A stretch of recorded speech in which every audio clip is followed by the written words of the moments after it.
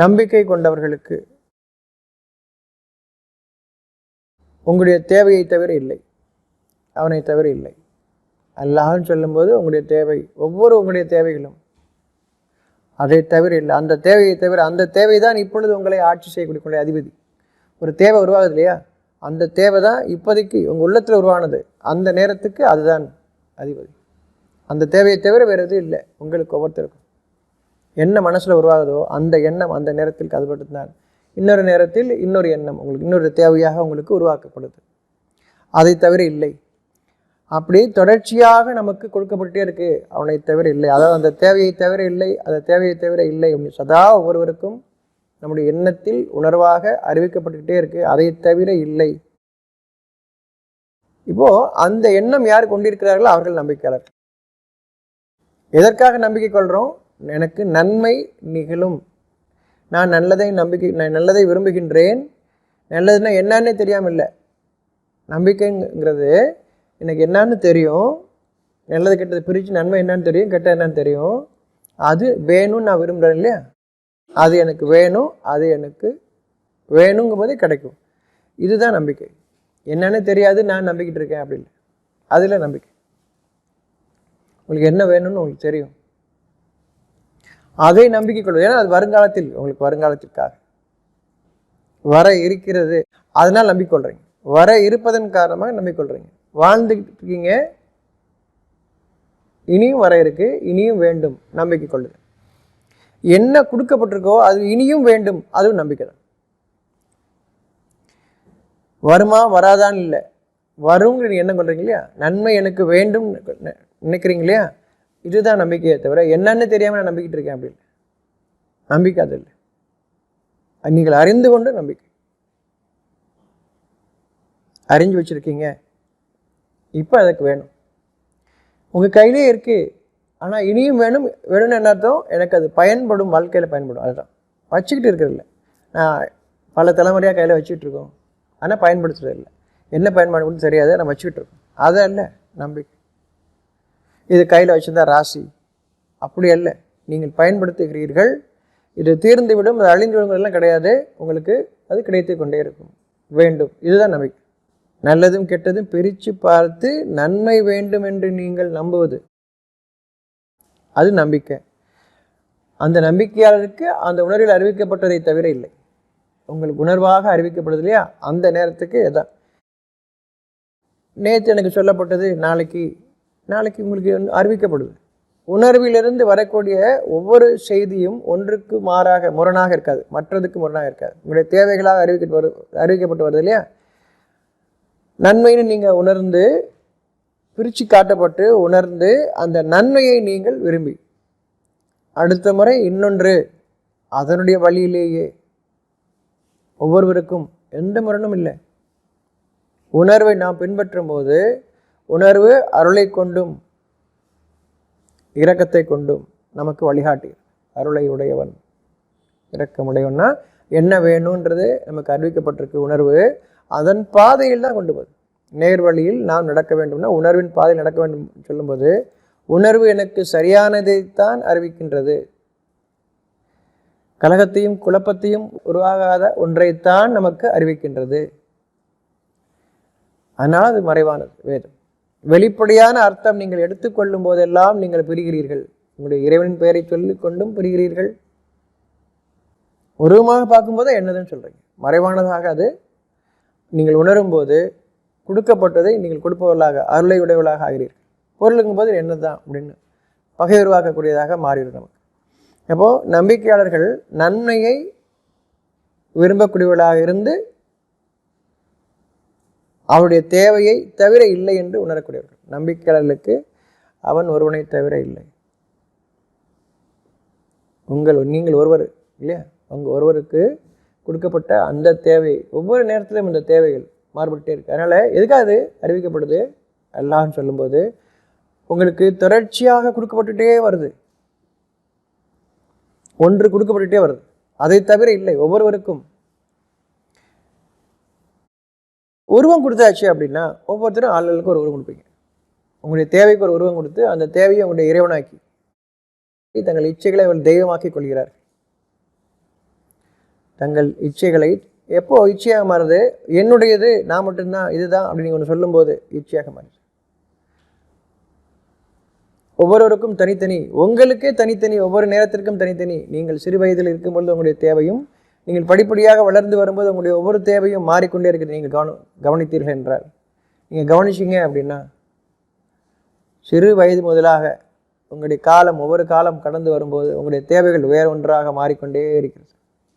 அதே இல்லை, இது மட்டும்தான் நீங்கள் பிடிக்கும்போது, இப்போது அவன் ஒருவனை தவிர அப்படிங்கிறதுக்கு அர்த்தம் நமக்கு தெரியல. நமக்கு கொடுக்கப்பட்டக்கூடிய அந்த தேவை தொடர்ச்சியாக முரண் இல்லாமல் அதிகரித்த வண்ணம் இருந்துட்டு இருக்கு. ஒரு நிலையில் இல்லை, இன்னொரு நிலையில் நமக்கு ஒவ்வொன்றும் கொடுக்கப்பட்டுக்கிட்டே வருது. மனிதர்களுக்கு கொடுக்கப்பட்டுக்கிட்டே வருது. அதனால் உங்களுக்கு பகையே இல்லை, போட்டியே இல்லை. ரெண்டாவது, நீங்கள் அருளை உடையவர்களாக, அதாவது கொடுக்கக்கூடியவர்களாக நீங்கள் இருப்பீங்க. உங்களுக்கு என்ன கொடுக்கப்பட்டிருக்கோ, கொடுக்குற என்னது இருக்கிறத எடுத்து கொடுக்குறதா, அது உருவாகிக்கிட்டே இருக்குன்னு உங்களுக்கு தெரியுது. ஒரு பொருளை பற்றி பயன்படுத்தும் போது எந்த குறைவும் இல்லாமல் இருக்குன்னு உங்களுக்கு தெரியும். எடுத்து கொடுக்குறீங்க, அவங்களுக்கும் நீங்களும் பயன்படுத்த சொல்கிறீங்க. குறைஞ்சிருங்கிற எண்ணம் இங்கே வராது அருள் இருக்கும்போது. ஒவ்வொரு முறையும் எத்தனை பேர் கேட்டாலும் நீங்கள் கொடுக்குறவர்களாக இருப்பீங்க அருள் இருக்கும்போது. ஏன்னா நீங்கள் அதை உருவாக்குறல, ஆல்ரெடி இருக்குது. அவங்களுக்கு பயன்படுத்த தெரியல, அந்த பயன்படுத்துதலைத்தான் நீங்கள் அறிவிக்கிறீர்கள். அவங்களுக்கு எப்படி இதை பயன்படுத்தணும் அறிவிக்கிறீங்க. உங்களதை அவங்க எடுத்துகிட்டு போகிறதுக்கு இல்லை, அதை எப்படி உருவாக்கிக்கிறது அப்படின்றத தான் நீங்கள் அவங்களுக்கு கற்றுக் கொடுக்குறீங்க. அது உங்களுக்கு கற்றுக் கொடுக்கப்பட்டிருக்கு, உங்கள் உணர்வில் கற்றுக் கொடுக்கப்பட்டிருக்கு. இன்னொருத்தங்கிட்ட இருக்கிறத தெரிஞ்சுக்கிட்டு வர வேண்டிய அவசியம் இல்லை, உங்ககிட்ட இருக்கிறதே. ஆனால் நம்மளுக்கு முற்றிலும் இதை விட்டுட்டு போட்டி போடக்கூடிய ஒருத்தட்ட தான் இருக்குது, அது அவருடையது அப்படின்னு சொல்லிக் கொடுக்கப்பட்டு போட்டியும் பொறாமையும் உருவாக்கக்கூடியதாக நமக்கு நம்முடைய கல்வியும் அப்படியே வளர்ந்து வந்துக்கிட்டே இருக்கு. ஏன்னா வேதத்தை மறைச்சிட்டு இந்த வேதத்துக்கும் இன்னொரு அர்த்தம் சொல்லிக் கொடுத்து, இதை கொண்டு இறைவனை போற்றுதல்ங்கிற மாதிரி, இறைவனை துதிபாடுதல்ங்கிற மாதிரி நமக்கு இறைவன் ஒன்றை உருவாக்கி அதுக்கு முன்னாடி நம்ம நின்றுக்கிட்டு அதை துதிபாடுதல் மாதிரி சொல்லி கொடுத்ததுனால ஒவ்வொருவரும் ஒவ்வொரு இறைவனை உருவாக்கி கொண்டார்கள். இல்லைன்னா ஒன்றையே இதெல்லாம் நமக்கான இறைவன் சொல்லிவிட்டாங்க. யார் ஒருத்தர் அதுக்கு உருவம் இருக்குன்னு சொன்னாங்க, உருவம் இல்லைன்னு சொன்னாங்க. இறைவனை பற்றியே அல்ல, நாம் எவ்வாறு வாழ வேண்டும், நம்முடைய வாழ்க்கை எவ்வாறு இருக்க வேண்டும் என்பதை அறிவிப்பதற்காகத்தான் வேதம். அங்கே எந்த குழப்பமும் இல்லை, எந்த பகையும் இல்லை. என்ன தேவைகள் எனக்கு இருக்கிறதோ அது அறிவிக்கப்பட்டுக்கிட்டே இருக்கு. இந்த வேதம் படிப்படியாக இறங்குது, மனிதனுக்கு நமக்கான தெளிவு படிப்படியாக இறங்குது. என்ன கொடுக்கப்பட்டதோ அதை என்ன கொடுத்து விட்டேன். ஒவ்வொருவரும் என்ன கொடுக்கப்பட்டிருக்கோ கொடுத்து விட்டேன். யாரு கொடுக்கல, இன்னொருத்தவங்கிட்ட இருக்கிறது வேணும்னு வரும்போதே கோபத்துக்கு ஆளானோர் வழியாக மாறி அவர்கள் பிரிவினை உண்டாக்கி இது மட்டும்தான் சொல்ல ஆரம்பித்து பகை உருவாகுது. இப்படி தான் எல்லாமே உருவாயிருக்கு. மனிதர்களுக்குள் பகை, இறைவனுக்குள் பகை, அவனை அடைவதற்கான வழியில் பகை. எந்த ஒன்றையும் அடையலை, இறைவனை அடையிற வேலையெல்லாம் இல்லை நமக்கு. இறைவனாக ஆகிற வேலையும் கிடையாது, இறைவனை அடையும் வேலையும் இல்லை, இறைவனாக ஆகிற வேலையும் இல்லை. மனிதனாக வாழ்வது தான் நமக்கு. அதற்கு தான் வேதம். நீங்கள் எதை இறைவன் சொல்லிக்கிட்டு சண்டை போட வைப்பான் நம்மளுக்குள்ள, அதை அவன் உருவாக்கியதெல்லாம் நீங்கள் உருவாக்கிட்டு. அவனும் முதல்ல போக வேண்டிய அவசியமே இல்லை. நான் எவ்வாறு வாழ வேண்டும் என்று வேதம் நமக்கு அறிவிக்கிறது, வழிகாட்டுகிறது. நம்ம ஒவ்வொருவருக்கும் எவ்வாறு நான் வாழ வேண்டும், நம்முடைய உணர்வு தான் புத்தகம், அதை அறிவிக்கக்கூடிய ஒன்று. படிப்படியாக காலங்களில் இறக்கப்பட்டிருக்கிறது. பல காலங்களில் அது இறக்கப்பட்டிருக்கிறது. இதுவே புத்தகம். காலங்களில் அது இறக்கப்பட்டிருக்கிறது படிப்படியாக. உங்களுக்கு தேவைக்கு ஒரு குடும்பம் இருக்கு, அந்த குடும்பத்தில் எல்லாரும் தங்களுடையதுங்கிற எண்ணம் இருக்கு. என்னுடையதுங்கிறாங்க இல்லை, அப்பாவோடது இது அம்மாவோடது அப்படின்னு இல்லை, இருப்பதை பயன்படுத்தக்கூடியதாக. நம்ம அதெல்லாம் கடந்து வந்துட்டோம். ஒரு சூழலை நான் அறிவிக்கின்றேன், வேதம் எப்படி இறங்குறதுக்காக, தெரிஞ்சுக்கிறதுக்காக, விளங்கிக் கொள்வதற்காக. என்ன இருக்கோ எல்லாரும் பயன்படுத்துகிறாங்க. இது அப்பாவுடையது, அம்மாவுடையது, மகனுடையது அப்படிங்கிற அந்த பேச்சு அங்கே இல்லை. இருப்பதை அவர்கள் பயன்படுத்துகிறாங்க எல்லாரும். அவங்களுடையதுங்கிற எண்ணமே அவங்களுக்கு கிடையாது. அந்த எண்ணமே இல்லாத போது ஒருவருடைய ஒன்றை இன்னொருவர் எடுத்துக்கொண்டார் அப்படிங்கிற அந்த பேச்சே இருக்குமா? உங்களுடையன்னு ஒன்று கிடையாது போது உங்களதை நான் எடுத்துக்கிட்டேன், தெரியாமல் எடுத்து அதுக்கு பேர் திருட்டு இல்லையா? தெரியாமல் எடுக்கிறது தெரிஞ்செடுக்கிறதுங்கிற வார்த்தையும் கிடையாது. இருந்தால் பயன்படுத்துவாங்க, திருப்பி அதுவே எடுத்து வச்சுக்கிறது இல்லை. அது மறுபடியும் எங்கே இருக்கா யார் வேணுமோ எடுத்து பயன்படுத்திகிட்டே இருப்பாங்க. உங்களது எங்களதுங்கிற எண்ணம் இல்லாத போது அங்கே திருட்டுங்கிற வார்த்தையே இருக்காது. இருக்குமா? திருட்டுன்னா என்னது? உங்களுதை உங்களுக்கு தெரியாமல் எடுத்துக்கிறது தான் திருட்டு இல்லையா? இப்போ உங்களுதுன்னு ஒன்று இல்லாத போது அது திருட்டுங்கிறது அங்கே இருக்குமா? திருட்டுன்னு ஒன்று இல்லாத நிலையில் திருடன் திருடாதே அப்படிங்கிறதெல்லாம் வருமா உங்களுக்கு? அந்த வார்த்தைகள் இருக்குமா? இருக்குமா? இருக்காது இல்லையா? இருக்காது. ஏன்னா திருட்டுன்னு ஒன்று கிடையாது. ஆனால் அப்படிப்பட்ட ஒரு சூழலே அங்கே இல்லை. அப்போ அவர்களுக்கு திருடாதேங்கிற வேதம் வருமா? அவங்களுக்கு அறிவிக்கப்படுமா? நீங்கள் திருடக்கூடாது, தப்பு அப்படின்னு. குழந்தைங்க இருக்குது, குழந்தைகிட்ட நீங்கள் என்னென்ன குழந்தைங்க என்னன்னு தெரியுது. அப்போ வளர்ந்து வரக்கூடிய குழந்தைகிட்ட நீ திருடக்கூடாதுன்னு சொன்னால் அதுக்கு முதல்ல என்னன்னு கேட்கும். திருடுறன்னு என்னன்னு கேட்கும் இல்லையா? அப்படித்தானே? ஒரு குழந்தை உணவை பார்த்தா கை நீட்டும். இது கடையில் காசு கொடுத்தவங்க கூட தெரியாது, இது அவங்களுக்கு கொடுத்தது கூட தெரியாது. தட்டில் உணவு இருந்தால் அது யார் தட்டாக இருந்தாலும் எடுக்க போகும். இப்போ திருடக்கூடாதுன்னு முதல்ல திருடனை என்னன்னு சொல்லணும், விளக்க சொன்னாங்க. ஒரு குழந்தைக்கு விளக்க சொல்லணும். நீங்கள் அது என்னன்னு தெரியாத போது இப்போ நீங்கள் சொல்லிக் கொடுக்குறீங்க. ஆக்சுவலாக உண்மையில் நீங்கள் சொல்லித்தரீங்க, தவறான ஒன்று சொல்லித்தரீங்க. வேதம் அப்படி இறங்குவதில்லை. நீங்கள் ஒன்றை அறிந்த பின்னர் அப்புறம் அடுத்தவங்களுது அதை எடுக்கக்கூடாதுன்னு சொன்னதுக்கப்புறம் எடுக்கிறீங்க இல்லையா? அதுவும் தெரியாமல் எடுக்கிறீங்க இல்லையா? இப்போ தான் திருடுங்கிறதே வருது. இப்போ திருடக்கூடாதுங்கிறத சொல்கிறோம். அப்போ வேதம் எப்படி நமக்கு அறிவிக்கப்பட்டதில் கொண்டு வாழ்ந்து வரும்போது அங்கே நமக்கு நெறிப்படுத்துதல், நான் எப்படி மனிதனாக வாழ வேண்டும் என்று உள்ளத்தில் இருக்கிறது. எனக்கு கற்றுக் கொடுக்கும்போது நான் அதை மறந்து விடுகின்றேன். இப்போ எனக்கு நேர்வழிப்படுத்துவதற்காக வேதம் இறங்கிறது. படிப்படியாக, இன்றும் படிப்படியாகத்தான் நம்முடைய வாழ்க்கையில் ஒவ்வொரு காரியத்தையும் படிப்படியாகத்தான் நாம் அறிந்து கொள்கின்றோம். ஒவ்வொன்றும் அதில் பல விளக்கங்கள் தேவைப்படுது ஒரு விஷயத்தை சொல்லும்போது. ஏன்னா அந்த தவறுகளில் நான் பல காலம் இருந்துட்டேன், இப்போ எனக்கு வழி வருது. அந்த வழி வரும்போது எனக்கு நிறைய கேள்விகள், ஏன்னா அந்த தவறுகளில் பல காலம் வாழ்ந்திருக்கேன், நிறைய கேள்விகள் கேட்குறேன் நான். அந்த வேதம் எனக்கு வழிகாட்டும் அறிவிக்கப்படும் போது நிறைய கேள்விகள் எனக்கு வருது. தெளிவடைஞ்சிட்டே இருக்குது. இது அந்த தெளிவடைதலும் படிப்படியாக ஒரு விஷயம் சொல்லும்போது எனக்கு புரியுதுன்னு சொல்கிறோம். அப்புறம் வாழ்க்கையில் அது அங்கே வாழ்க்கையில் அந்த சூழல் வரும்போது இன்னும் கொஞ்சம் சந்தேகம் வருது. ஃபைன் பாலிஷிங் பண்ணிக்கிட்டே இருக்குது, நம்மளை மெருகேற்றி கொண்டே இருக்கிறது. வழிகாட்டுதல் வேதம், மறைவான ஒரு செய்தி என்னை மெருகேற்றி கொண்டே இருக்கிறது, மனிதனாக மெருகேற்றி கொண்டே இருக்கிறது, குணங்களில் என்னை மெருகேற்றி கொண்டே இருக்கிறது. நான் மனிதனாக வாழ்வதற்காக எனக்கெல்லாம் தெரிஞ்சிச்சு இல்லை, ஒரு செய்தி கேட்டோன்னே புரிஞ்சிச்சு, அப்படி இல்லை. அந்த செய்தி வாழ்க்கையில் சூழலாக வரும்பொழுது நான் நினைவில் இருக்கின்றேனா, அதை கடைபிடிக்கின்றேனா? இதுக்காகத்தான் அந்த முதல்ல எவர்களுக்கு நீ அருள் புரிந்தாயோ உனக்கே நாங்கள் பணிகிறோம், உன்னிடமே நாங்கள் உதவியும் தேடுகிறோம்னா எப்படி நான் வாழணும் அறிவிக்கப்படுது.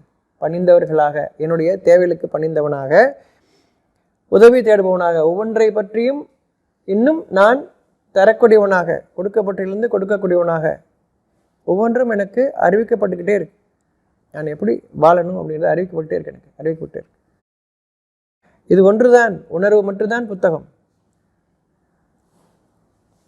அப்போ நம்ம கையில் கொடுக்கப்பட்ட ஒரு புத்தகம் வேதம் படிப்படியாக வந்து ஒரு சூழலில் நமக்கு புத்தகமாக வெளிவருது, அறிவு கொடுக்கப்பட்டு ஒரு புத்தகமாக ஆகியிருக்கு. அப்போ இதில் எந்த வேதங்கிறது அந்த குழப்பம் இல்லை, வேதம் படிப்படியாக இருக்கப்பட்டிருக்கு ஒவ்வொருவருக்கும். கையில் நமக்கு வச்சிருக்கிறது இறுதியானது. இனி மனித சமுதாயம் முழுமைக்கும் அப்படின்னா அவனுக்கு பிறந்ததிலிருந்து வாழ்க்கை, ஒரு மனித சமுதாயம் சொன்னபோது ஒவ்வொரு மனிதனுக்கும் அவன் பிறந்ததிலிருந்து அவன் இருக்கக்கூடிய அதாவது அவனுடைய உடல் அழியக்கூடிய அந்த காலம். மனிதனுக்கு இறப்பு ஒன்று இல்லை, அதை நம்ம புரிஞ்சுக்கணும். இறப்பு இல்லை, அதாவது மனிதன் சொல்லும்போது மனம், அந்த மனதிற்கு இறப்பு இல்லை, உருவத்திற்கு உண்டு, எல்லா உருவத்திற்கும் உண்டு. உருவம் அழியும் பார்த்துட்டு இருக்கோம், நம்ம உருவம் அழியதை பார்க்கணும். அதை கொண்டு அந்த மனிதன் மனம் இறக்கவில்லை, அந்த உடல் தான் அழிகின்றது. எந்த பூமியிலிருந்து உருவானதோ அந்த பூமியில் அது அந்த உடல் அதோடு கலந்து விடுகிறது. மனம் அழிவதில்லை. மனதை கொண்டு நாம் வாழ்வதற்கு வழி நமக்கு வேதமாக கொடுக்கப்பட்டு இருக்கு. இதில் எந்த ஒரு முரண்பாடும் இல்லை. மனிதர்களாக அந்த குணங்களில் உயர்ந்து வரும்போது வேதம் படிப்படியாக வழிகாட்டுகிறது. எந்த தேவை இருக்கோ, எந்த அளவுக்கு நீங்கள் எவ்வளவு அநியாயம் அக்கிரமங்கள் இருக்கிறீங்களோ அந்த அளவுக்கு உங்களுக்கு வேதம் அதில் இருக்கிற அவ்வளோ செய்திகள் உங்களுக்கு தேவைப்படுதுன்னு வழிகாட்டு. அவ்வளவு நான் அநியாயக்காரனாக இருக்கிறேன், எனக்கு அவ்வளவு தேவைப்படுது வேதத்தில், அவ்வளோ வழிகாட்டு எனக்கு தேவைப்படுதுன்னு இந்த வேதம் முழுவதுமாக எனக்கு தேவைப்படுகிறது அப்படின்னா அந்த அளவுக்கு நான் கரெக்டாக இருக்கேன்னு அர்த்தம், அந்த அளவுக்கு மோசமானவன் இருக்கேன். அவ்வளோ விஷயம், அவ்வளோ கோணங்கள் சொல்லி கொடுக்கப்பட வேண்டி இருக்கு, எனக்கு அவ்வளவு கேடுகளும் இருக்குன்னு அர்த்தம். வேதம் விளக்கும் போதுதான் இது என்கிட்ட இருக்குல்ல அப்படின்னு தோணுது எனக்கு. ஆமாம், இந்த கெட்டது என்கிட்ட இருக்கு, அப்போ இது கெட்டது. வேதம் விளக்கப்படும் போது நான் என்னை அறிகின்றேன் ஒவ்வொருவரும். அப்போ இந்த கேடு என்கிட்ட இருக்கே, அது வரைக்கும் அது கேடுன்னு எனக்கு தெரியல. அப்போ வேதம் விளக்கப்படும் போது இது இந்த கேடு என்னிடம் இருக்கிறதேன்னு மனுஷங்க உணர்வாங்க, ஒவ்வொருத்தரும் தனித்தனியாக உணர்வாங்க. எந்த அளவுக்கு விளக்கப்பட தெரிகிறதோ அந்த அளவு கேடுகளில் நான் இருக்கிறேன்னு அர்த்தம். இதை படித்து சுத்தமாக ஆகிட்டாங்க அப்படின்னு அர்த்தம் இல்லை. அவ்வளோ கேடுகள் இருக்குது, அவ்வளோ கேடுகள் இருக்குன்னு காரணமாக அவ்வளோ எனக்கு அறிவிக்கப்பட வேண்டியிருக்கு. ஒரு விஷயம் சொன்னால் எனக்கு போதும் வாழ்க்கை முழுசும் அப்படின்னா அந்த அளவுக்கு அங்கே தெளிவுடன் இருக்கிறாங்கன்னு அர்த்தம். கேடுகள் இல்லைன்னு அர்த்தம், கேடுகள் குறைவாக இருக்குது. அதை நீங்கள் உங்கள் குழந்தைகிட்ட நீங்கள் பார்க்கலாம், பிறந்த ஒவ்வொரு குழந்தைகிட்டையும் நீங்கள் பார்க்கலாம். அவங்ககிட்ட உங்களுக்கு நீங்கள் ஒரு உபதேசம் பண்ணுறதுக்கு ஒன்றுமே இல்லை, நீங்கள் இதை செய்யாது அதை சொல்லிட்டு ஒன்றுமே இல்லை. வேதம் சொல்லுவது சரி சத்தியம் என்பதை அறிந்து கொள்வதற்காக நம்ம வாழ்க்கையிலே இன்னும் கடந்த காலத்துக்கு போக வேண்டிய அவசியம் இல்லை. டைம் மிஷின் கண்டுபிடிச்சி ஒரு 10,000 வருஷம் 1,00,000 வருஷத்துக்கு முன்னாடி போய் மனுஷன் எப்படி இருந்தால் எப்படி போக வேண்டிய அவசியமே இல்லை. இன்றைக்கும் நீங்கள் பார்க்கலாம், உங்களுடைய குழந்தைகளை பார்க்கலாம், எவ்வளோ மோசமாக இருக்கிறீர்கள் என்பதை பார்ப்பதற்கு இன்றும் மனிதர்களை நீங்கள் பார்க்கலாம். உங்களையும் நீங்கள் பார்த்தாலும் போதும் எவ்வளோ மோசமாக நம்ம இருக்கிறோம். குழந்தைகளை, உங்கள் வீட்டில் இருக்கும் குழந்தைகளை, பிள்ளைகளை, பேர பிள்ளைகளை, இன்னும் கொல்லு பேரைகளை நீங்கள் பாருங்கள். அந்த சின்ன குழந்தையை பார்க்கும்போது நீங்கள் இங்கே சொல்கிறதுக்கு ஒன்றுமே இல்லை, நீங்கள் தெரிஞ்சுக்கிறது தான் இங்கே இருக்கு, உணர்ந்துக்கிறதுக்கா அந்த பக்கம் தான், அதுலேருந்து தெரிஞ்சுக்கிறதுக்கு தான். அந்தளவுக்கு எந்த ஒரு உபதேசமும் தேவையில்லை உங்களுக்கு. இதை செய்யாத அதை சொல்ல வேண்டிய அவசியம் இல்லை. அவ்வளோ அழகாக அது குணம். அறிவை அவை கற்றுக்கொள்ளும் போது மனிதர்களுக்கு கொடுக்கப்பட்ட அறிவை, தனக்காக கொடுக்கப்படக்கூடிய அறிவை விட்டுவிட்டு மனிதர்களுக்கு கொடுக்கப்பட்ட அறிவை நீங்கள் கொடுக்கும் பொழுது, உங்களுடைய குணக்கேடுகளை நீங்கள் கொடுக்கும் பொழுது இப்போ தான் உபதேசம் பண்ண வேண்டியிருக்கு. வேதம் படிப்படியாக ஒவ்வொருவருக்கும் இறக்கப்பட்டு கொண்டே இறங்கிக் கொண்டே இருக்கிறது. நம்மை தெளிவுபடுத்துவதற்காக ஃபைன் டியூனிங் மெருகேற்றுகிறது, நம்மை படிப்படியாக குணங்களில் மெருகேற்றுகிறது. நீ எந்த காரியமும் வேதம் உங்களை இன்னாராக இருக்க சொல்லவில்லை. படிக்கிறவங்களாக மட்டும் பள்ளிக்கூடத்தில் பாடசாலையில் படிக்கிறவங்களாக வேதம் உருவாக்குகிறது, வேதம் ஒரு இன்ஜினியர்களை உருவாக்குகிறது, வேதம் அறிவியலாளர்களை உருவாக்குகிறது, வேதம் ஒரு தொழில் செய்வோரை உருவாக்குறது. அப்படி இல்லை, வேதம் உங்களுக்கு அறிவிக்கிறது மனிதனாக எப்படி வாழ்க்கை, நீ என்ன செய்கிறேங்கிறது என்ன உங்களுக்கு கொடுக்கப்பட்டது, உங்களுக்கு என்ன உங்களுக்கு விருப்பமாக நீ எடுத்துக்கொண்டீர்கள் அது நிகழ்ந்துக்கிட்டே இருக்கும். அது அல்ல வேதம் சொல்கிறது. மனிதர்கள் ஒவ்வொருவரும் ஒவ்வொரு காரியத்தை செய்து கொண்டே இருப்பார்கள். உலகம் முழுவதும் என்ன அவங்களை சுற்றி இருக்கோ அதுக்கு அந்த காரியத்தை அவளுக்கு தேவையாக செஞ்சுக்கிட்டே இருப்பாங்க. அது அல்ல, மனித தன்மையோட எந்த குணத்தோடு நீங்கள் இருக்கணுங்கிறத அறிவிக்கிறது தான் வேதம். இதில் எங்கே வந்துச்சு எங்கே வேதம் உங்கள் வேதம், ஏன் கடவுள் ஓன் கடவுள் எங்கே வந்துச்சு? வேதம் அதை பற்றி அறிவிக்கிற வாழ்வில் அறிவிக்கின்றது வேதம். பகையை நீக்குவதற்காக உங்களுக்குள் இருக்கும் பிரிவுகளை நீக்கி ஒற்றுமையாக்கி ஒன்று சேர்ப்பதற்காக உங்களை அறிவிக்கும், உங்களுக்கும் உங்கள் வாழ்க்கையை தனியாக வைத்துக்கொண்டு உங்களுடைய நன்மைகளை தனியாக வைத்துக்கொண்டு வாழ்ந்து கொண்டிருக்கிறீர்களே அதை ஒன்று சேர்ப்பதற்காகத்தான் வேதம் வருகிறது. வேதம் வழிகாட்டுகிறது. வேதத்தை கொண்டு எப்படி சண்டை உருவாகுது, ஹோலி வார், இறைவனின் பெயரை கொண்டு போர், இறை வேதத்தை கொண்டு போர் எவ்வாறு நிகழ்கிறது, விளங்கிக் கொள்ளாதவர்கள் உருவாக்குவது, தவறாக சொல்லிக் கொடுத்தவர்கள். நம்ம கேட்குறோம்ல, நம்ம எப்படி கேட்குறோம்? அதை நம்முடைய இதை கடவுளை பாதுகாக்க வேண்டும், நம்முடைய வேதத்தை பாதுகாக்க வேண்டும். எப்படி நம்ம அதற்கு அடிபணிஞ்சோம்? கடவுள்னு நீங்கள் சொன்ன அர்த்தத்தில் எடுத்துக்கிட்டா என்னை விட சக்தி படைத்தவர் இல்லையா, அவனை நான் அப்படி பாதுகாக்கிறது, என்னைத்தான் நான் பாதுகாக்கணும். வானங்கள் பூமியும் வரைக்கும் அவன் தான் உருவாக்குறான்னு சொல்கிறீங்க, அவனுக்கு நான் என்ன கொடுக்குறது, என்ன கொடுக்க வேண்டியிருக்கு? அவனுக்கு நான் என்ன கொடுக்க வேண்டியிருக்கு? நமக்குள் கொடுத்துக்கொள்வதற்காகத்தானே அந்த குணத்தை பற்றி அறிவித்தது. அப்போ அர்த்தம் மாற்றிக்கிட்டு சண்டை போட்டுட்டு வேணும். எங்கள் கடவுள் தான் முதல்ல உருவானார், அப்புறம் உங்கள் கடவுள், எங்கள் வேதம் தான் முதல்ல, எங்கள் வேதம் வேற, எங்கள் வழி வேற. எப்படி வந்தது இதெல்லாம்? வேதம் அதை சொல்லவில்லை, நம்மளை பிரிவை உண்டாக்குவதற்காக சொல்லவில்லை.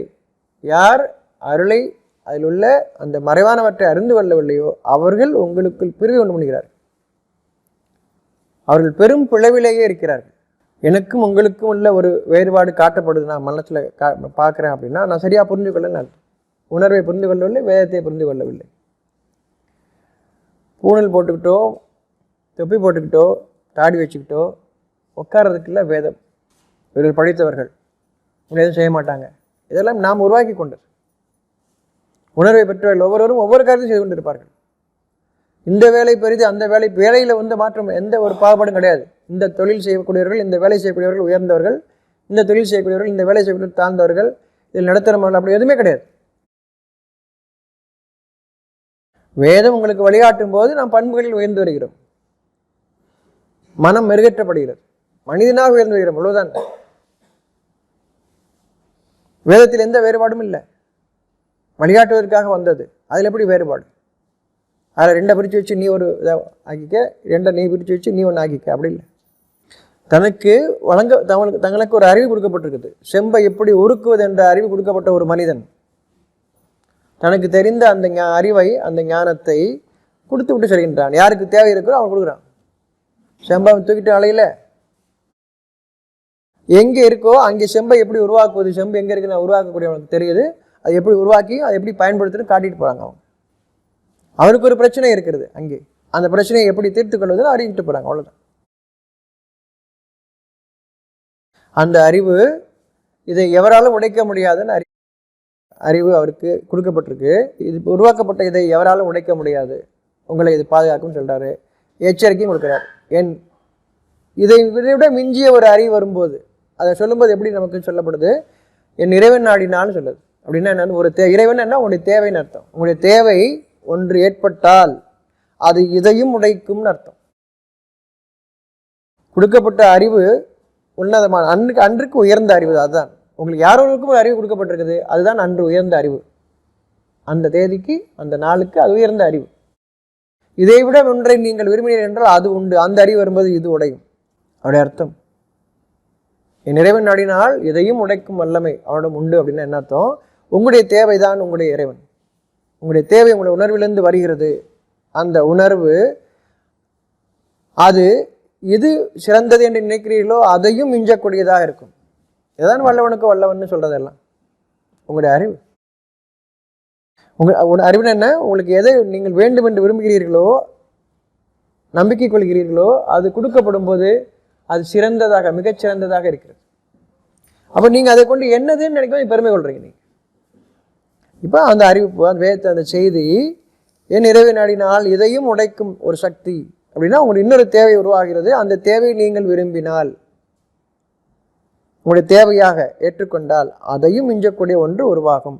இப்போ அதை கொண்டு அவர் பாதுகாத்துக் கொள்ளுங்கள்னா ஒரு தேவை எதுக்கு அவர் கொடுக்கப்படுது? நீங்கள் ஒரு பிரச்சனையை மாட்டிருக்கீங்க, நீங்கள் சம்பாதித்தது, உங்களுடைய எண்ணத்தின் காரணமாக நீங்கள் சம்பாதித்தது. ஒரு தப்புன்னு தெரியுது, பட் பிள்ளை செய்கிறான், உங்கள் பிள்ளை செய்கிறான் தப்புன்னு தெரியுது, என் பிள்ளைன்னு நீங்கள் அதை ஒத்து போகிறீங்க.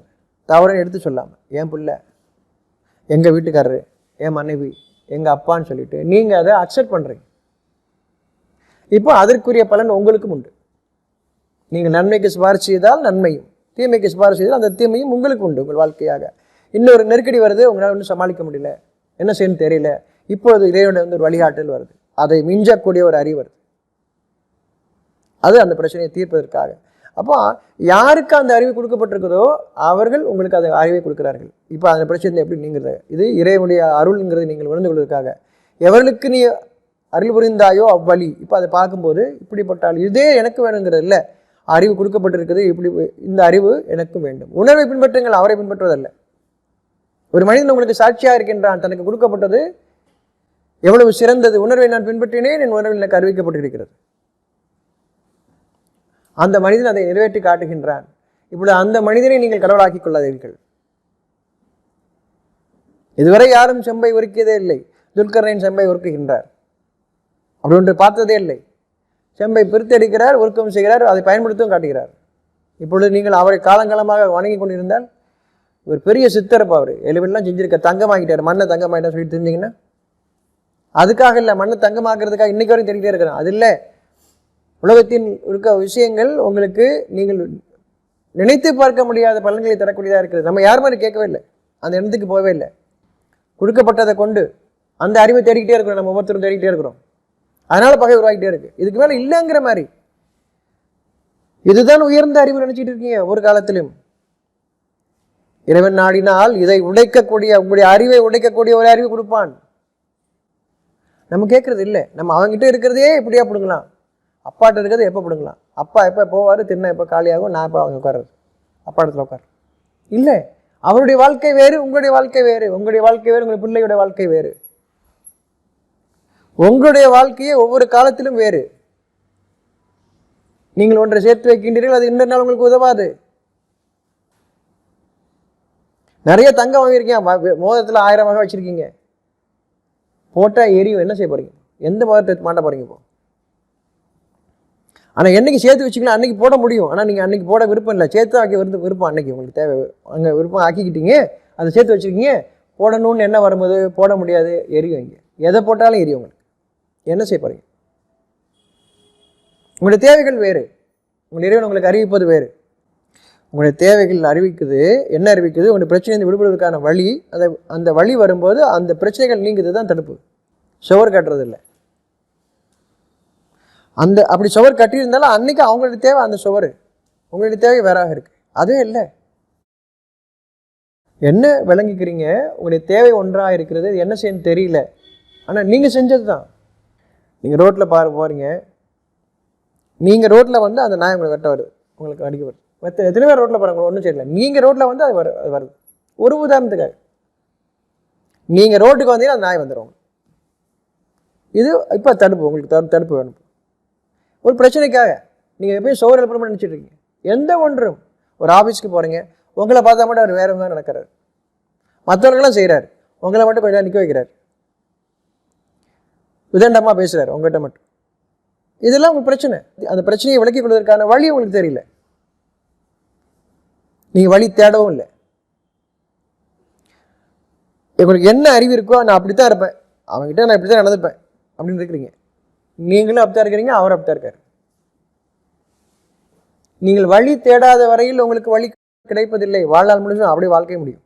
சாட்சிகளை நீங்கள் பார்க்கின்றீர்கள், அந்த பிரச்சனையை அவன் தீர்த்துக்கிட்டான் அப்படிங்கும்போது, ஏதோ ஒரு பிரச்சனை, என்ன பிரச்சனையாக இருக்கட்டும், அந்த பிரச்சனையை அவர் வந்து இதை கொண்டு தீர்த்துட்டார் அப்படிங்கும்போது உங்களுக்குள்ள என்ன வரணும், அது அறிவிற்காக வருகிறது. அப்போ ஏன் பிரச்சனை ஒன்று இருக்குது, அதுவும் தீரும் இல்லை, அதுவும் எனக்கு தீரணுன்றது இருக்குல்ல. என் பிரச்சனையும் தீராது, அவர் பிரச்சனை தீரும், என் பிரச்சனை தீராது. நீங்களா முடிவு பண்ணிக்கிறீங்க. இப்போது மருந்து இல்லாமல் நம்முடைய நோய் குணமாகும்னு சொல்லக்கூடிய அந்த ஆரம்ப காலங்களில் ஒருவர் எல்லாருக்கும் சொல்கிறார், நீங்கள் வந்து பாருங்கள், அவர் மருந்து இல்லாமல் வைத்தியம் பார்க்குறாரு. இப்படி சொல்லக்கூடியவருக்கு பிரச்சனை இருக்குது, அவர் வரமாட்டார். ஏன்னா என் பிரச்சனை வேறு, இது தீராது. அவர் எல்லார்ட்டையும் போய் சொல்கிறாரு, நீங்கள் போய் பாருங்கள், மருந்து இல்லாமல் அவர் வைத்தியம் பார்க்குறாரு, சரியாகுது அப்படி எல்லாரையும் சொல்கிறாரு. ஆனால் சொல்லக்கூடிய அவருக்கு பிரச்சனை இருக்குது, அவர் வரமாட்டேங்கிறாரு. ஏன்னா என் பிரச்சனை தீராது. புரியுது? நீங்கள் உள்ள ஒரு மதில் சுவரை எழுப்பிக்கிட்டீங்க, நீங்கள் எழுப்புனது இந்த சுவரை உடைக்க முடியாதுன்னு நினச்சிக்கிறீங்க, இது இல்லைன்னு நினைக்கிறீங்க. அங்கே மாறும் பொழுது இப்பொழுது இவனுடைய உதவி வருது. துல்கரன் அங்கே சொல்கிறார், எந்த பிரச்சனைக்கும் நீங்கள் உங்களுடைய தேவையாக எவர்களுக்கு நீ அருள் புரிந்தாயோ அவ்வழி நேர்வழி எங்களுக்கு காண்பிப்பாயாக, உனக்கே நாங்கள் பண்ணுகிறோம், உங்களுடைய உணர்வுக்கு நீங்கள் பணியுங்கள். நீங்கள் அதை, ஆனால் உணர்வு ஒவ்வொரு முறையும் உங்களுக்கு உறுதிப்படுத்துவதற்காக, நிலையை உயர்த்துவதற்காக வந்து கொண்டே இருக்கிறது. அதுதான் வேதம்.